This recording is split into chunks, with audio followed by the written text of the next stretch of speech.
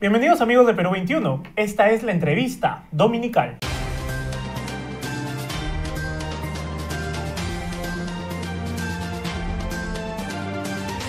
Vamos a conectarnos de inmediato con Carlos Basombrío, ex ministro del Interior, con quien vamos a analizar la semana política, la semana que se nos está yendo. Señor Basombrío, ¿cómo está? Muy buenos días, Oscar. Un gusto de estar conversando con ustedes en Perú 21. No, muchísimas gracias a usted por atendernos. Señor Basombrío, ¿qué le recomendaría a usted como sociólogo, como político, como ex autoridad, ex ministro de Estado? ¿Qué le recomendaría a usted al presidente de la República, Pedro Castillo, para que mejore su comunicación con los ciudadanos, con su pueblo, como él los llama? A ver, a mí hoy día, o hace un par de días, salió la vicepresidenta Dina Boluarte diciendo que ha sido una autocrítica al gobierno por no haber comunicado bien sus logros. Eso es típico de todos los gobiernos que les está yendo mal.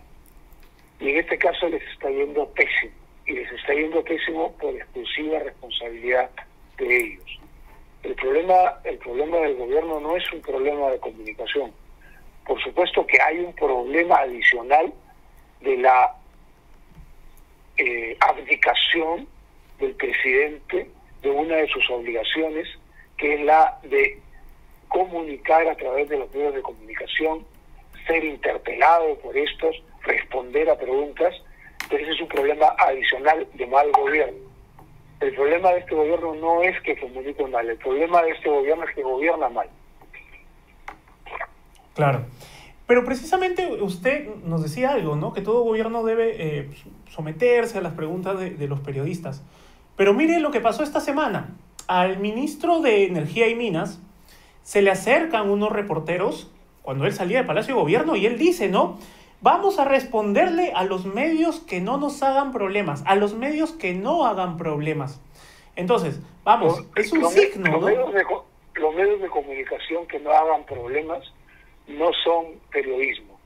El periodismo es un ejercicio de la búsqueda de la verdad, y así como los gobiernos deben ver el vaso medio lleno, o sea, tratar de mostrar lo que ellos consideran sus logros, el periodismo lo que debe tratar en representación de la ciudadanía y de todas las personas que los leen, los escuchan o los ven, es mostrar el vaso medio vacío. Son dos funciones diametralmente opuestas. Esa es la obligación del periodismo. Si algún medio no lo entiende y no hace problemas, entre comillas, quiere decir que no es un medio independiente, sino es un medio ayayero o funcional al gobierno, y por tanto esa comunicación es una comunicación que no es una comunicación democrática al servicio de los ciudadanos. Uh-huh. Vamos, en estos 120 días han pasado muchas cosas. En el Congreso ya también se está hablando de vacancia, pero vamos a ir desarrollando un tema por tema. Pero en estos 120 días, señor Basombrío, ¿qué le puede usted resaltar de la gestión hasta el momento, de la gestión presidencial? A ver, creo que el aspecto del que se puede reivindicar al gobierno es en la gestión del COVID, en la vacunación. Fíjense ustedes que el resultado positivo que están teniendo hasta ahora se debe al hecho de que han tenido la sensatez en el sector salud de dar continuidad a las cosas que se venían haciendo en el gobierno de Sagasti, y manteniendo a los equipos técnicos que lo habían puesto en práctica. Es decir, nada de refundar el Perú también en el sector salud. Y ahí, con esa continuidad, con esa, esa idea de que no están empezando de cero, que es la fantasía que tiene el gobierno y especialmente el presidente, que son los únicos que han hecho algo por el pueblo, que van a hacer algo por el pueblo. Y lo otro que se podría resaltar también como razonablemente positivo es un manejo económico, un esfuerzo por manejar la economía del país con responsabilidad de parte del ministro de Economía, y el nombramiento de la reelección en el cargo de presidente del directorio del BCR, de quien lo había ostentado en varias periodos previos y ahora se le mantiene en el cargo. Eso da cuenta justamente es una ironía en relación a este gobierno que cree que lo que hay que hacer es empezar de todo porque en 200 años todo se hizo mal. Justamente en los dos campos en los cuales se puede reivindicar algunos logros son aquellos en los que se ha dado continuidad a cosas que ocurrían en el pasado. Bien, usted nos hablaba, claro, de Pedro Franque y la ratificación de Julio Velarde, pero esta semana, o bueno, estas 2 últimas semanas hemos visto que si bien unos ministros están tratando de sacar al país adelante, la economía adelante, llamando a las inversiones, por otro lado, la Premier firma unilateralmente un acuerdo con frentes de defensa para cerrar operaciones mineras en la región de Ayacucho, ¿verdad? ¿No estamos viendo allí, caramba, contradicciones dentro del mismo gabinete? Por favor, este gobierno tiene contradicciones todos los días, a todo nivel. Hay tensiones y contradicciones, hay tensiones entre ministros que podríamos llamar un poco menos radicales, con otros más radicales. Ha habido tensiones entre Bellido y Castillo, y luego entre Vázquez y Castillo. Es decir, este es el gobierno de las contradicciones. Y en relación a la propia Vázquez, a Mirta Vázquez, ella ha demostrado que puede ser ella una contradicción en sí misma. Ella se presenta como una ministra más moderada en el Congreso para obtener la confianza, pero sin embargo, más allá de que tenga buenos modales, que ya es algo importante comparado con los que tenía Guido Bellido, pero ella es una persona que viene de la oposición a la minería en toda su vida, digamos, profesional. Ella ha sido directora de Grufide, fue congresista por el Frente Amplio de Marco Arana, que es opositora a la minería. Acaba de tener de su viceministro en la PCM al actual, al que la sucedió en el cargo de Grufide, que es la ONG más radical antiminería en el país. Y lo que ofreció allí en Ayacucho es una barbaridad de proporciones, porque primero viola toda la ley, todas las leyes. O sea, uno no puede tomar decisiones que vayan contra las leyes, nadie puede tomarlas, menos los funcionarios públicos. Y además generó un problema mayúsculo frente al cual ha tenido que desdecirse por completo. Ha tenido que decir, si antes dijo Z, ahora ha tenido que decir A. Y lamentablemente, viéndonos un poco como minusválidos mentales, ha salido a declarar que todo ha sido un problema de mala interpretación, que no le han entendido sus palabras. Ella ha logrado varias cosas con esto. Uno, enfrentarse y tener la enemistad comprensible del sector minero, que como es normal duda de que la primera ministra tenga una palabra en la cual creer, pero a la vez se está enfrentando con aquellos a los que firmó un acta, de compromiso para ofrecerles aquello que no podía y que era inviable, y que ahora legítimamente también están enfrentándola a ella. Todo parece indicar que lo que la señora Vázquez ha logrado con su irresponsable posición y actuación en este tema es poner fin a su gestión como primera ministra. Es más o menos público y notorio que el presidente está buscando a una persona que la reemplace, y quizás no porque se oponga a sus planteamientos iniciales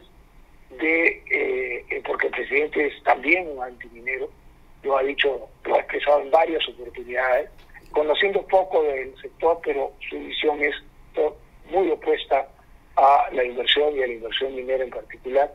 Pero como él le tiene una antipatía especial a la señora Vázquez por el hecho de que lo presionó públicamente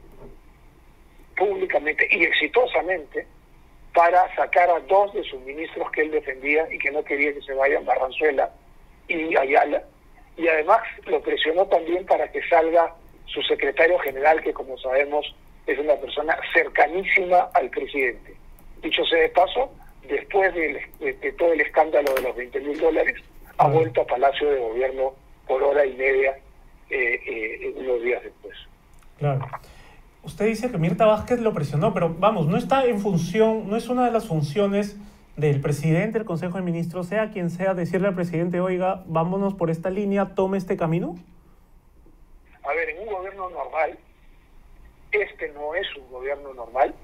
El presidente, la Constitución establece que quien propone al presidente de los ministros es él o la presidenta del Consejo de Ministros. Se entiende claramente que si el presidente no quiere tal persona, ya tiene que proponerle otro. Bueno, en este gobierno ella aceptó ser premier, estando todo el gabinete conformado, ¿no?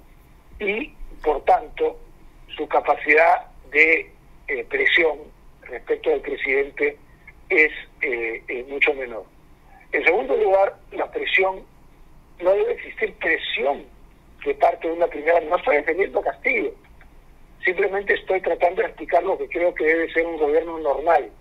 Y un gobierno normal, la o el presidente del Consejo de Ministros renuncia irrevocablemente si el presidente no le hace caso en recomendaciones que considera centrales para su gestión de gobierno.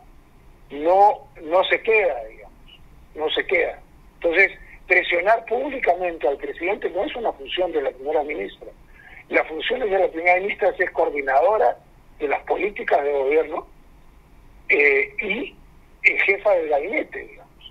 Y esas funciones no las puede hacer porque hay varios ministros que evidentemente no concuerdan con ella y no le hacen caso, y el presidente prácticamente no la recibe.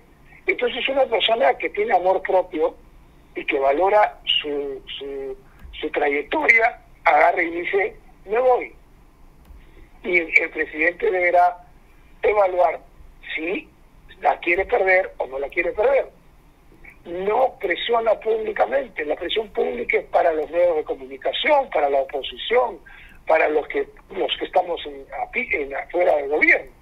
Claro. Ahí es donde se produce esa presión de la sociedad, digamos. Ella es parte de un gobierno, es jefa de gobierno. Entonces, más allá de si tenía razón, y creo que tenía razón en sacar a esos ministros, en tratar de sacar a esos ministros del secretario, da cuenta de un gobierno que no está funcionando como tal. Y por eso digo que eso no es normal en gobiernos normales. Claro. Señor Basombrío, pero vamos, sería, si es que la cambia a Mirta Vázquez, sería la tercera o el tercer presidente del Consejo de Ministros en 3 meses, 4 meses. ¿Por qué está eligiendo mal entonces el presidente Castillo? Porque vamos, fuimos de Bellido, el primero, Mirta Vázquez, y la cambia.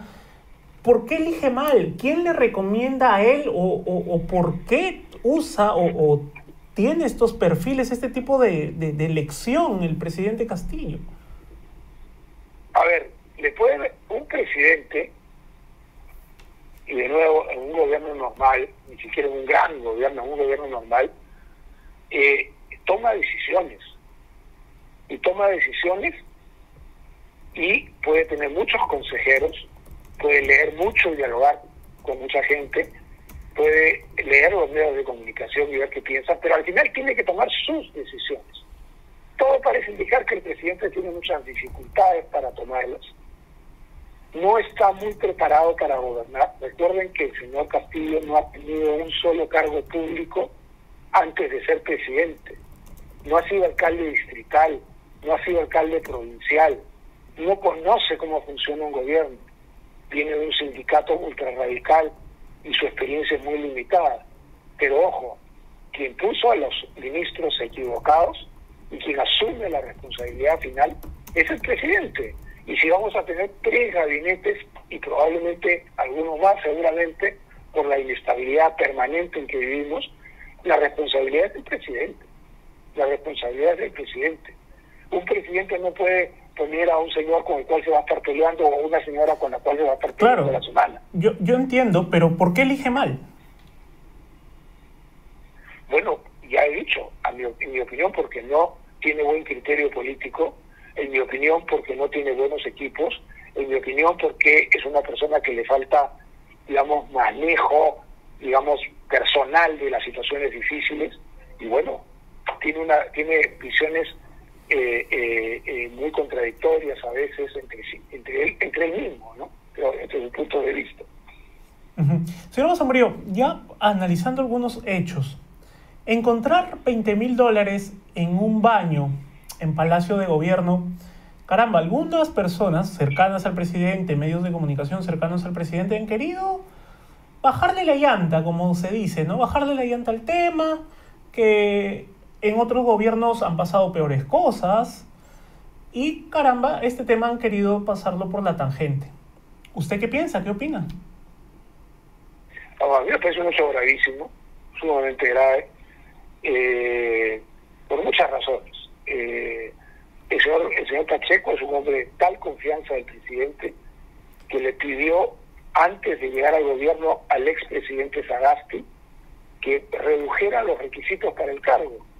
Y creo que equivocadamente lo hicieron, porque no debieron hacerlo, en mi opinión, el gobierno de Sagasti, porque si querían reducir los requisitos para el cargo, que los reduzca quien quiere reducirlos. El señor Pacheco tiene acusaciones de estar haciendo tráfico de influencias, y hay WhatsApps que muestran claramente su intención de conseguir ventajas para empresas que obtendrían una gran ventaja económica con respecto a otras si es que les anularan deudas tributarias como él le pedía al jefe nacional.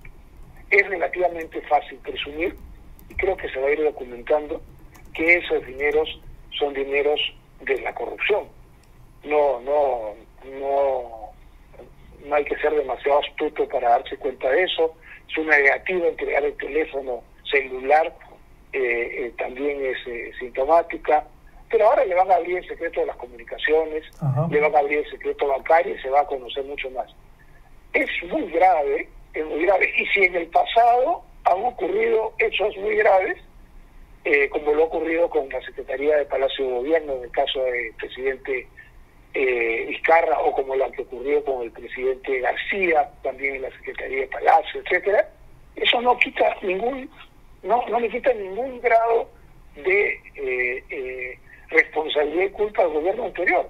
Más todavía un gobierno que dice que va a ser mejor, o mucho mejor, o que va a ser el primer buen gobierno de la historia, como pretende. Entonces, a mí me parece de tremenda gravedad, y esto, hay que decirlo, le roza al presidente, ¿no? O sea, él ha puesto a una persona en un grado de confianza que uno puede suponer que el presidente podría saber de las cosas que han ocurrido. En fin, eso es una afirmación, una elucubración, pero a mí me parece de toda gravedad. Me parece, habiendo ocurrido muchísimos hechos muy graves, quizás este es el más grave de todos. A ver, señor Basombrío, usted me hablaba del mal criterio que tiene el presidente para elegir, pero analizando ya las elecciones que él hizo, a las personas que eligió para el gabinete, para los ministerios, ¿podríamos tener una idea, usted tendría una idea de a quién escucha el presidente para poder colocar a estas personas de las que hemos estado hablando? ¿Quién es esa vocecita del presidente? Hay varios nombramientos que sabemos quién se los propuso o impuso, digamos. El nombramiento de Bellido y de algunos otros ministros en el primer gabinete, por lo menos el de Bellido, el más importante, fue, y se conoce públicamente el hecho, propuesto o impuesto por el Partido Perú Libre de Vladimir Cerrón, quien le dio una terna para que él escoja. ¿De cuándo acá el presidente escoge? Entonces, una terna. Bueno, lo hizo y escogió a este señor Bellido, que ya, bueno, no es necesario ser, el país conoce muy bien las características que tiene. En el caso del ministro Barranzuela, que trajo una serie de problemas al país, hay que decirlo, no solo al gobierno, y que, bueno, al final salió por su fiesta inolvidable de Halloween. Y Bermejo también propuso a otro ministro, estoy tratando de recordar el nombre, ya no lo recuerdo en este Bueno, momento. Barranzuela venía de ser abogado de Perú Libre, de Cerrón, y también de defender a Bermejo, ¿no? Pero lo propone Bermejo, Bermejo directamente, amigo de Bermejo, y por eso se hace todo ese acercamiento a los cocaleros ilegales. Pero hay un segundo ministro que propone Bermejo que lamentablemente no lo recuerdo en este momento. No. En el caso estábamos hablando de los ministros más cuestionados. Claro. En el caso del ministro de Trabajo, que fue la primera el gran problema, lo propone el presidente. Es una persona vinculada al FENATEP, Iber Maraví. Es un hombre del presidente, ahí no es una propuesta externa, hombre vinculado a Sendero Luminoso abiertamente, como lo es también el ministro actual de Transportes y Comunicaciones, según versión publicada en un medio de comunicación por el secretario general del SUTEP, que él dice, yo lo he conocido, en las luchas sindicales, y este señor estaba, el ministro de Transportes, que además es un colectivero ilegal con deudas.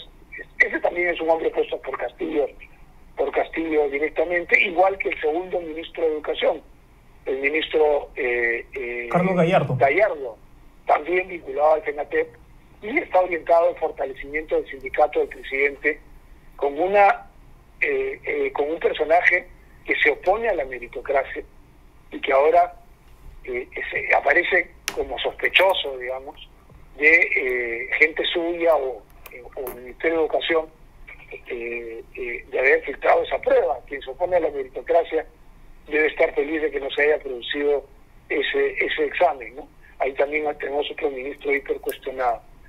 ¿Quién propuso a Mirta Vázquez? No lo sé, no tengo la más remota idea, pero podría ser Verónica Mendoza, otra de los aliadas frecuentes visitantes de Palacio, y que coinciden en muchos puntos de vista lo que Cerrón llama los caviares en el copando del gobierno, ¿no? Pero entonces tenemos tres voces, ¿no? Bermejo, Cerrón, la primera voz que conocimos, Bermejo y Verónica Mendoza. ¿No habrá por ahí, no habrá por ahí otra persona que no veamos? Bueno, no lo sabemos, pero también hay, sin duda, un entorno chotano que es fuerte en todo lo que es nombramientos, por ejemplo, el jefe de la DINI, porque el presidente lo conoció como comisario de Chota, lo ha puesto de jefe de la DINI, un cargo de altísima sensibilidad, un mayor retirado de la policía, ni siquiera una persona con experiencia en inteligencia, y otros cargos que están puestos porque son chotanos, digamos. Pacheco no era el caso, Pacheco era su amigo de las luchas sindicales, y bueno, son entornos que no se caracterizan principalmente. Verónica Mendoza también, y sin duda está detrás del nombramiento de Anaí Durán en el Ministerio de la Mujer, y Poblaciones Vulnerables, y por ahí ya se me escapan algunos otros nombres quizás. ¿Y qué papel cree ahora que va a tener, por ejemplo, el señor César Acuña, que ha salido abiertamente a defender al gobierno, al presidente especialmente? Sí, ya ha dicho una cosa que me parece muy poco responsable, porque su visión de las cosas es que a Pedro Castillo se le cuestiona por ser campesino y ser bombero. Creo que es también un grave error. Al señor Castillo se le está cuestionando por los graves errores de su gobierno, por la tolerancia a la corrupción, por haber callado frente a múltiples hechos de corrupción de Perú Libre y de su entorno inmediato, por nombramientos de gente ultrarradical, no porque sea un campesino chotano, al contrario, a mí me parece, y creo que a muchos, sería una gran cosa, una reivindicación nacional, positiva, que tengamos a un ministro de origen campesino, sensato, responsable, inteligente, y que gobierne de esa manera. Yo creo que el país más bien estaría muy, muy contento con eso, ¿no? El señor Acuña, de alguna manera, ha producido un acercamiento con él no sabemos hasta ahora, porque nada de esto se hace sobre la mesa, porque todos los dirigentes del partido del señor Acuña que han opinado dicen que no es así. Entonces no sabemos si es cierto o no es cierto que hay ese acercamiento. De repente no lo hay también, ¿no? No lo sabemos. Y ese es un problema adicional que tiene el señor Castillo, es la falta de transparencia para gobernar. Claro. Y ahora, esta semana, bueno, ingresó ya oficialmente la moción de vacancia presidencial. 7 puntos, ¿no? Algunos de esos puntos hemos comentado en la entrevista. ¿Usted cree que están dadas las condiciones para impulsar una vacancia al presidente Pedro Castillo? A ver, yo creo que la vacancia es un asunto sumamente serio. Está en la Constitución, por tanto no es un golpe de Estado, como dicen algunos, pero sí es cierto que tiene que ser una medida sumamente meditada, que debe haber un consenso muy grande en el país, de que es inevitable que se produzca de esa manera, que se actúe de esa manera, y creo que esas cosas no ocurren en este momento. No queda para nada claro que vayan a conseguir siquiera los 52 votos para que sea admitida, si es que los erronistas no votan a favor de ello, que puede ser por el choque frontal que están teniendo en este momento. Yo creo que aún así, pese a ese choque frontal, la estrategia de Cerrón no es vacar a Castillo, sino presionarlo lo suficientemente fuerte como para que los readmita al gobierno, digamos, ¿no? Que salga los que ellos no quieren que estén y que entren ellos. Entonces, me parece que no hay los 87 votos, que no hay un convencimiento, por lo menos de la mitad del país en las encuestas señalan que no están de acuerdo en eso. Es cierto que la otra mitad sí, pero una vacancia es una medida muy drástica, muy final, y si no se tiene los 87 votos, lanzarla así me parece muy contraproducente, porque lo que va a suceder es que va a victimizar al señor Castillo y va a haber sectores de la población que aún sabiendo todas las barbaridades que el gobierno está haciendo, van a sentir que está siendo tratado malamente por su condición de campesino, por ejemplo, ¿no? Entonces, me parece que digamos, todo, si tiene que suceder, tendrá que suceder, pero definitivamente me parece a mí que están equivocados en el planteamiento que han hecho en este momento. Claro que sí. Señor Mazambrío, ya para llevarlo a un punto, a un área, a un sector que usted conoce bien, el Ministerio del Interior. Caramba, un ministerio que es siempre una papa caliente. Yo me acuerdo cuando usted asumió la última vez el Ministerio del Interior, usted se tuvo que enfrentar por el caso Escuadrón de la Muerte, se tuvo que enfrentar a ese grupo de policías, de malos policías que aún tenían mucha fuerza dentro de la Policía Nacional del Perú. Ahora se fue Luis Barranzuela, ahora está el doctor Avelino Guillén. ¿Cómo cree usted, o usted le ve futuro a la gestión de Avelino Guillén en el ministerio? ¿Qué le recomendaría a usted, ya que conoce muy bien ese sector? Bueno, él no me ha pedido opinión, así que me la guardo sobre lo que debe hacer, pero sí decir que yo veo un gobierno errático en el tema de seguridad ciudadana, por muchas razones. Por ejemplo, hacen una resolución suprema para militarizar la seguridad ciudadana hace 3 semanas, no sé si ya 4 semanas, donde dicen que las Fuerzas Armadas van a salir a la calle a apoyar en seguridad ciudadana. Ha pasado, ya venció probablemente la resolución, nunca fue derogada y nunca la implementaron. Yo estoy totalmente en desacuerdo con esa propuesta y en esa medida, pero un gobierno que tiene una propuesta y una idea, la pone en práctica, y bueno, que enfrente las críticas que gente como yo tenemos frente a eso, que estamos seguros que va a fracasar. Pero no, simplemente dieron una resolución suprema y lo dejaron ahí como si fuera un partido de fútbol de barrio. están gobernando, ¿no? Ahora el señor Guillén, que se opone totalmente a la militarización, digamos, ha hecho algunos planteamientos, la verdad que bien generales, porque no hay tampoco una política de gobierno en el tema. En el plan de gobierno de los 100 días del Bicentenario no se menciona el problema de la seguridad ciudadana. Ni una palabra. Ya el ministro Guillén está tratando de hacer lo que a él se le ocurra, lo que él pueda, y así no se gobierna la seguridad. Además, no ha logrado armar un equipo propio, se han quedado los viceministros de Barranzuela, obviamente presión del presidente. Entonces, no veo que haya ninguna razón para pensar que la seguridad ciudadana vaya a mejorar porque está el señor Guillén o está otra persona. Yo creo que el problema de la seguridad ciudadana es mucho más complejo que el pensamiento y la acción de una persona.